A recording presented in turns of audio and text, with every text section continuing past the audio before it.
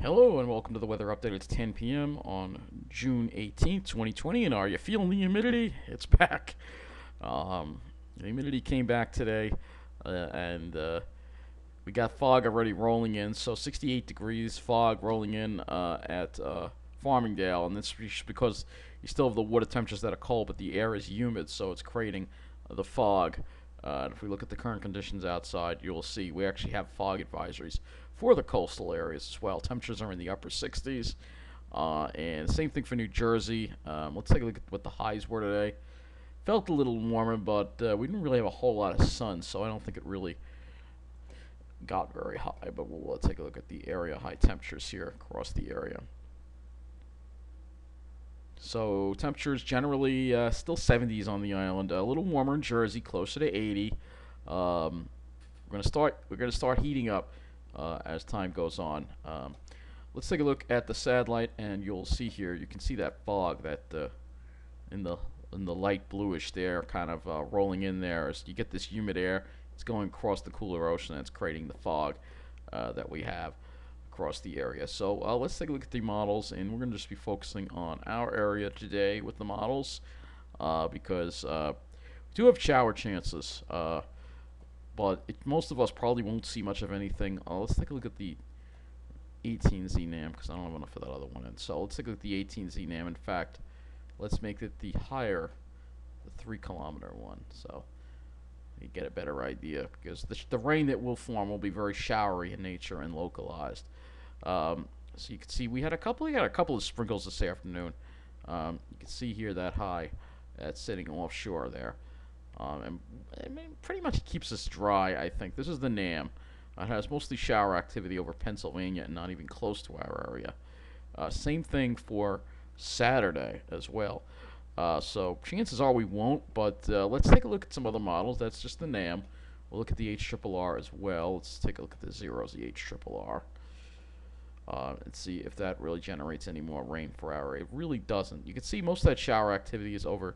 Maybe I think it would be more likely over New Jersey. I really don't think Long Island is going to see anything as far as shower activity goes. Mainly because the marine layer is going to keep us stable.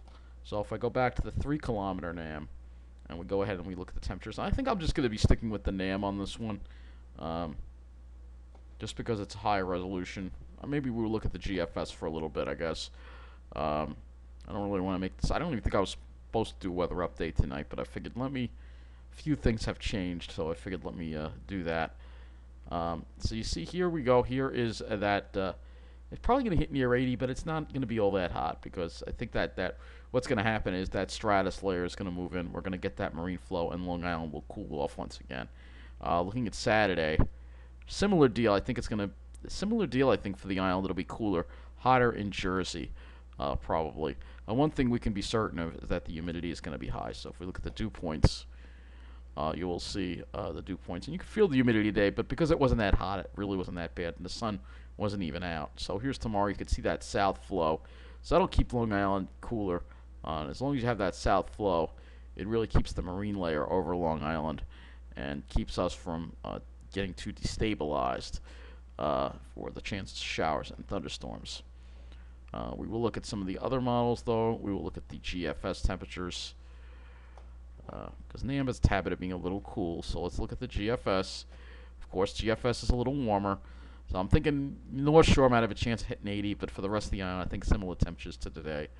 For Saturday, I think a similar deal, maybe a little touch warmer, maybe low 80s. South Shore will probably stay in the 70s. And by Sunday, we start seeing things. So this is where I want to show you what's going on with next week. The heat starts in next week. Could see 90 likely on Monday. Tuesday, we could see 90 on Long Island.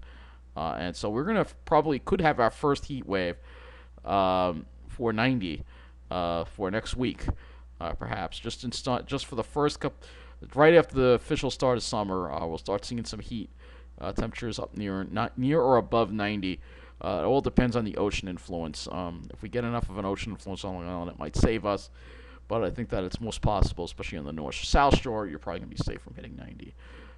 And then we start seeing a little bit of a cool off. But, as I showed yesterday, there's no real change in the pattern.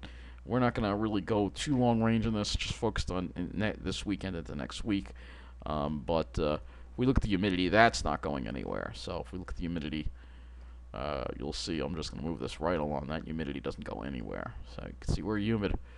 Right, we are humid. Right, really, there's no relief from the humidity in sight. Actually, no relief from the humidity at all. So for the next all the way down to July 4th, there will be no relief from the humidity. So get ready for lots of humidity. Uh, typical here that we have. It always seems to be that way, especially around this time of the year that you get this humidity. And look at what I see here, a westerly flow on that Thursday, July 2nd. I have a feeling that's going to be a brutal day. Let's go ahead and look at the temperatures. I know this is a ways out.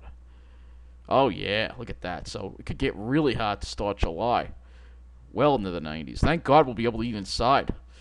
It's going to be horrible if it gets that hot. So we're paying for all the nice weather we had. You knew we'd have to pay for it eventually. And that's exactly what we have, because we're going to have that ridge building in the east. And like I said, I really don't want to go too long range in this. I just want to focus on the next couple of days, which won't be, it'll be humid, but it won't be all that hot. Once we get into next week, then we're going to start dealing with the heat. And then it's going to be pretty brutal. So enjoy what we have, because it's going to get a whole lot worse. We'll look at the sky cover as well. To tomorrow, you'll see. Yeah, there's going to be a good amount of clouds around. It won't be a clear sky. Saturday, same deal. Sunday, no clear sky. I mean, they're not going to be clear sky in this pattern. You can't get one.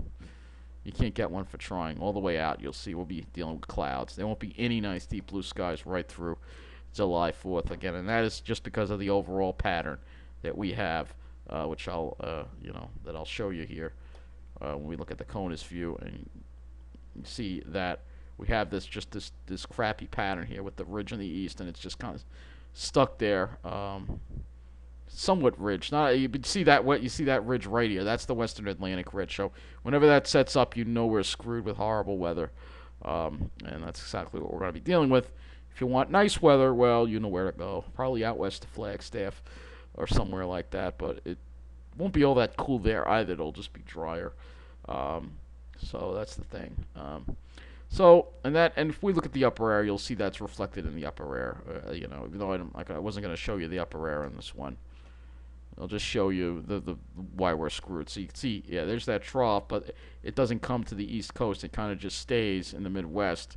We're on the right side of it, getting all the warm air, and it just kind of gets stuck there. We're just dealing with it. And then look at that ridge at the end of the period. So, yeah, it's going to suck for a while, and it seems like it just wants the trough in the west and the ridge in the east.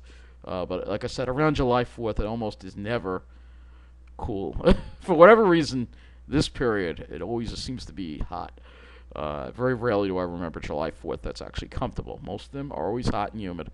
So that's going to wrap up this weather update. Again, get ready for the heat, but thank God we can eat inside starting next Wednesday, and they better not find a reason to delay that, because there's going to be some mass defiance by yours truly if he even thinks about it. With that kind of heat around, we have to be inside, otherwise it's going to drop like flies. And the same thing goes for New Jersey. They need to do something about that too, because you're going to have a lot more people dying from heat stroke because they can't eat inside than the coronavirus for sure. Or being hospitalized for heat stroke, at the very least. So the heat is nothing to play around with. It's a serious threat to one's health, and you have to, respect it. Anyway, that's going to be it for the weather update. Take care, and thank you for watching.